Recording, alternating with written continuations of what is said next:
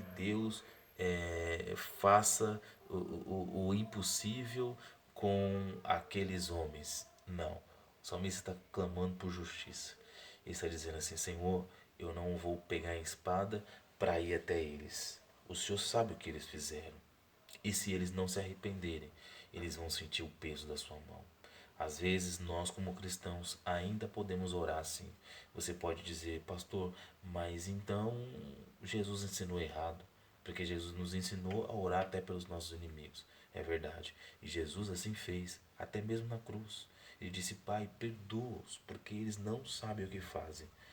Mas quando Jesus ensinou nós a orarmos assim, nessa oração estava implícito o arrependimento, porque sem arrependimento não há remissão de pecados.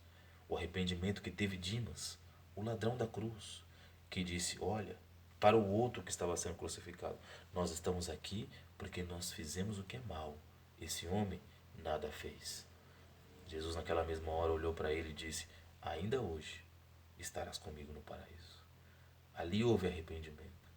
Ali houve remissão de pecados. Como houve também com aquele soldado romano, com aquele centurião, que levou a sua tropa para fazer o que eles fizeram. E quando Jesus foi crucificado e ele percebeu o que tinha acontecido e a terra se fendeu, ele disse verdadeiramente: esse era filho de Deus. Ali houve arrependimento. Então, queridos, até a oração de Jesus está implícito o arrependimento, porque sem arrependimento não há remissão de pecados. Então, quando nós vemos políticos corruptos, políticos, queridos, que agora querem pousar, que agora querem vir com um ar de bom moços, mas que foram incapazes de mexerem sequer no fundo partidário. Alguém pode se dizer, mas é Constituição isso daí. Muda a Constituição. Eles dão um jeito para tudo, mas eles não podem dar um jeito para ajudar a população numa situação como essa. Então, quando eu me vejo em uma situação como essa, eu oro e digo assim: Senhor, alcança esses homens.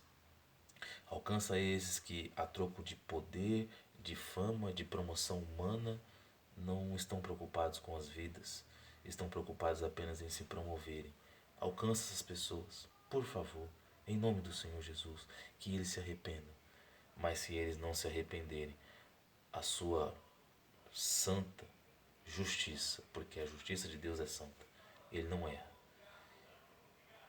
há de dar o veredito para essas pessoas.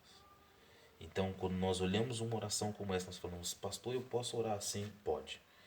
Mas lembre-se de uma coisa: a sua oração imprecatória, nesse sentido, ele precisa ser bíblico. Que sentido que é esse? Eu não busco o meu prazer, eu não busco a minha vingança. Não é a minha imagem que está sendo afrontada, não é a minha imagem como ser humano que está sendo deplorada, não é a minha vingança. Nós temos que fazer o que Paulo disse em Romanos 12, versos de número 16. Ele citando o livro de Deuteronômio, ele diz: Olha, deixe a ira para Deus, porque está escrito: minha é a vingança. Ele está falando no sentido de não pagar o mal com o mal. Nós não fazemos justiça com as próprias mãos. Nós colocamos diante do nosso Deus e dizemos: Senhor, alcança aqueles atores do Porta dos Fundos, alcança aqueles homens das escolas de samba que fizeram o que fizeram, mas se eles não se arrependerem, a sua justiça virá sobre a vida deles. Que Deus nos ajude, que Deus tenha misericórdia do Brasil, que Deus, em nome de Jesus, faça cessar essa praga, que Deus alcance aqueles homens do Porta dos Fundos, que Deus alcance aqueles homens que fizeram o que fizeram no carnaval, mas se eles não se arrependerem, se eles não responderem positivamente à investida da graça de Deus na vida deles, porque não somos nós que vamos até Deus, é Deus que vem até nós. E um dia, por graça e por misericórdia de Deus, nós respondemos positivamente à investida da graça de Deus. Que esses homens também se arrependam. Que esses políticos que querem se promover às custas da pandemia se arrependam. porque se não se arrependerem, a santa justiça de Deus virá sobre a vida deles. Que Deus abençoe a sua vida, a sua casa e a sua família. Medite no Salmo 129, que foi o tema da nossa aula. É o pedido do sofredor, é o clamor do que sofre, é o lamento do que sofre. Então, nós percebemos no verso de número 1 a 4 o lamento, mas no verso número 4 ele diz: o Senhor é justo. Deus é justo, queridos. Deus não vai deixar o justo largar a mão da iniquidade. Ele não vai deixar a prova ser maior do que você e eu suportamos. Ele está no controle. Deus está no controle. Ele faz essa oração imprecatória a partir do verso de número 4. Mas ele também ele dá aqui uma esperança. Perceba, queridos, que há esperança no que ele fala. Diz o verso número 6: sejam como o capim do terraço, que seca antes de crescer, que não enche as mãos do ceifeiro, nem os braços daquele que faz os fardos. E que ninguém que passa diga: seja sobre vocês a bênção do Senhor. Nós os abençoamos em nome do Senhor. Então a esperança dele é que Deus seja vingado. A esperança dele é que a glória de Deus seja manifestada através da justiça de Deus. A esperança dele é que Deus seja glorificado através da sua própria justiça. Então, se você ainda tem dúvidas a respeito desses tipos de orações, certamente você já ouviu essas orações na Bíblia e às vezes ficou meio confuso.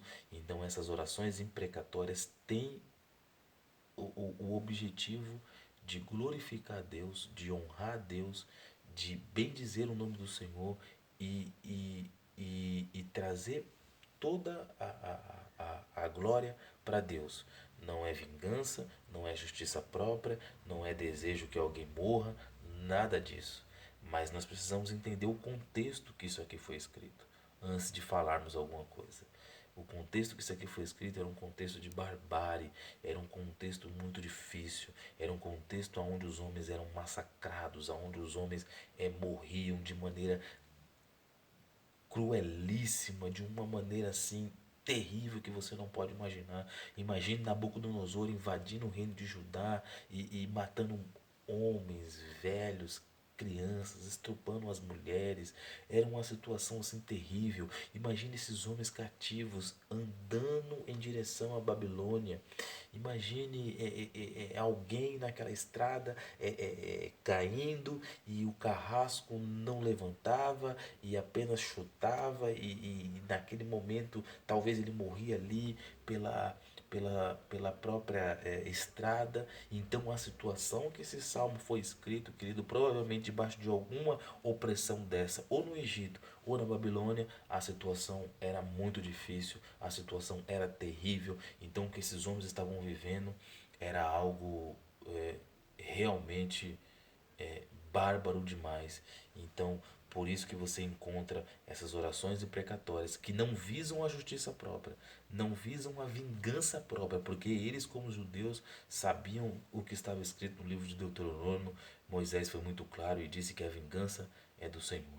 Mas eles buscavam sim que o nome de Deus fosse glorificado, que o nome de Deus fosse exaltado e que aqueles que fizeram o que fizeram com o povo de Deus e que aqueles que fizeram com o nome do próprio Deus pagassem não segundo a própria justiça deles, mesmo estando sofrendo o que eles estavam sofrendo, mas segundo a justiça de Deus. Amém? Por isso, esse é o clamor do que sofre, é o lamento do que sofre. Mas no lamento do que sofre, existe esperança. No lamento do que sofre, existe confiança. No lamento do que sofre, existe um pedido para que Deus seja glorificado, para que a justiça de Deus alcance aqueles que fazem mal. Nós oramos para que aqueles que perseguem a igreja ao longo do mundo se convertam. Mas se não se converterem, uma hora ou outra, a justiça de Deus virá sobre a vida deles. Talvez nós não veremos a justiça de Deus aqui, mas haverá um dia, diz o livro do profeta Isaías, que Deus fará a distinção entre aquele que serve a Ele e aquele que não serve, entre o justo e o ímpio. E dia ali não é dia com D minúsculo, é dia com D maiúsculo. Esse dia haverá de chegar e todos nós estaremos lá e compareceremos diante do trono, diante do tribunal, e ali Deus vai fazer a distinção. Então continue firme, continue crendo, continue se voltando a Deus todos os dias da sua vida. Creia que Ele está no trono, creia que Ele está no controle, Ele não foi pego de surpresa. Essa provação vai passar em nome de Jesus. Seja na sua vida particular, seja no seu casamento, seja na situação econômica do seu trabalho, não sei, em qualquer área da sua vida. A aprovação para o crente é pedagógica. Deus certamente está ensinando algo para você, para mim e para toda a nação brasileira que se volta a Deus e pede o socorro de Deus e a misericórdia de Deus sobre a vida do seu povo. Amém? Que Deus abençoe a sua vida, a sua casa e a sua família. Receba essa palavra, essa aula. O tema da aula: o lamento do que sofre. E no lamento do que sofre, tem confiança em Deus, tem esperança e tem um pedido para que o nome de Deus seja glorificado e que o Senhor seja vingado. Amém? Por isso, compartilhe esse vídeo, se inscreva lá no nosso canal da igreja e comentem no nosso grupo no WhatsApp, tá bom? Deus abençoe. Estarei atento aos comentários em nome de Jesus. Fiquem na paz. Hoje estarei na nossa igreja e por graça de Deus estarei pregando a palavra no nosso culto e acredito que Deus tem um pouquinho mais para nós logo mais à noite. Deus abençoe. Fiquem na paz do Senhor Jesus.